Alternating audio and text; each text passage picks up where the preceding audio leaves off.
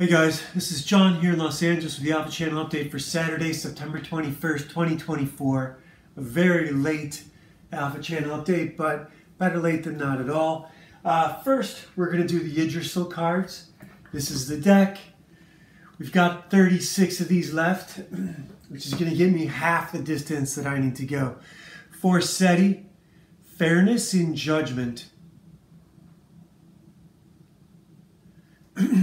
And so when I say half the distance I need to go, the next 70 days are going to be really hard for me. I got to save up a substantial sum of money. And it's not going to be easy. But I will be here with you guys showing off comics like Johnny the Homicidal Maniac number 5. Johnny is dead. Took a bullet to the brain, suicide right through the right eye. This is a girl and her friend Dylan who have been kidnapped. I thought their arms had been cut off, but they're tied behind them. And something's coming up through the floor. And that something is another guy who has escaped from 10 floors below in Johnny's eternal dungeon, supernatural dungeon.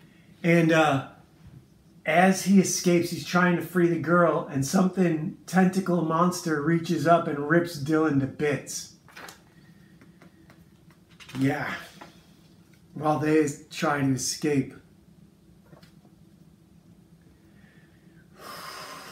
So there's more to Johnny than meets the eye. These people are not hallucinating. They're having a real experience with a supernatural monster. That Johnny has been killing worthless people to try and prevent it from coming into the world. He needs to keep the wall wet to stop this thing from tearing apart the city. Johnny is kind of a serial killer superhero. And they're not out of the woods yet. These two stumble into a room that's full of people, full of victims. And, well, actually, before they get there, this guy is relating how he bumped into Johnny at the 7-Eleven, which is here called the 24/7. In my story, in the Modern Savages comic, it's called Lucky Dragon Convenience Store. But here they tell the story about how they were picking on him, and suddenly he got laser eyes. And meanwhile, the monster's chasing them too. The tentacle monster, the anime hentai murder monster. And these are a couple of the best pages of original art I think I've ever seen in my life. This means Johnny is a hero, not a villain at all. He's been protecting these worthless people.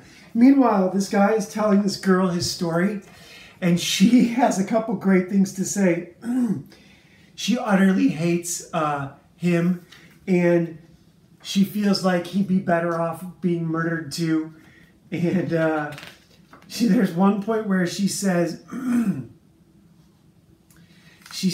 don't know if it's here or coming up, but she says, I can't believe I'm escaping a world of losers or of assholes who are chained up for a world where they're unchained.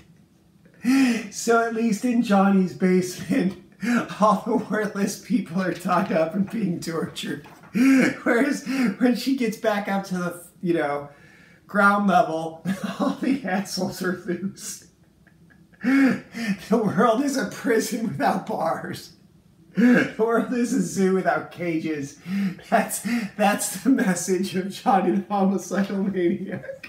Here we get the Doughboys, and yeah, this is a little girl. This is a little girl who had a piñata party, and the piñatas want revenge. This is just awesome. Bullies get their comeuppance in Johnny the Homicidal Maniac. So yeah, the piñatas get their revenge. You thought it was funny. You laughed while you were beating us with sticks. You laughed, and then you ate our insides. You ate our insides. You like candy, huh? Oh, what a fucking awesome book. 70 days, and I will secure my budget to make this a major motion picture, a major animated motion picture. And it will win awards. That's my goal. So here's these two. They're almost out, right? They're almost out. And they encounter the doughboys, Psycho Doughboy. The Pillsbury Psycho Doughboys. And they threaten them, and the monsters are close behind. I think this is where she makes the statement about, oh no, this is hilarious too. This is a bit where she's talking about how she can't stand her goth life. And then there's all the other goth clones, and they're like, oh my God, a goth in jeans. And that's, you know, the most courageous fashion statement a goth person will make, is to wear jeans instead of all black. Nothing's changed since the 90s.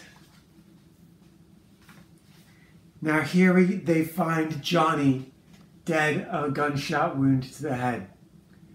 So these are our two escapees continuing upward through the house, and they discover Johnny.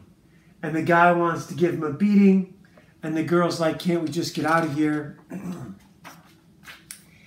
Johnny starts explaining to them just what's going on, and that there is no escape. And the girl discovers that this is like a cabin in the woods. Oh, is that here? Here we go. So the guy gets ripped in half by a toothed tentacle, which is just beautiful. Just beautiful. And the girl discovers that Johnny's house and Johnny's basement is like the cabin in the woods, and that there is no escape, there is no out, there is no through.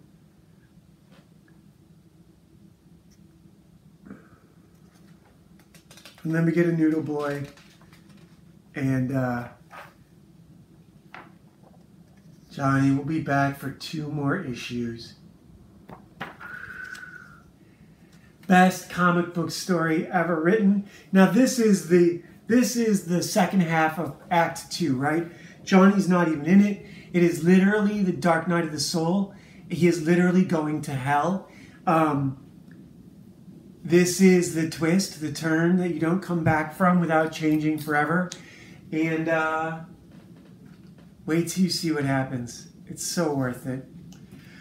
Today's episode is brought to you by Legacy from Mad Scientist and The Legend of Ashley Fox, 2 amazing audiobooks inspired by Johnny the Homicidal Maniac, Aeon Flux, The Crow, all the other good stuff, The Punisher, The Tick.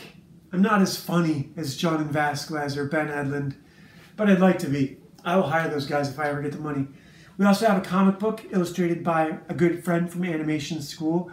Here in the description, you can download the PDF, Ashley Fox Ninja Babysitter, Ashley Fox Last Valkyrie. Check it out, and I will be back tomorrow, hopefully a little bit earlier, with more for you guys. See ya.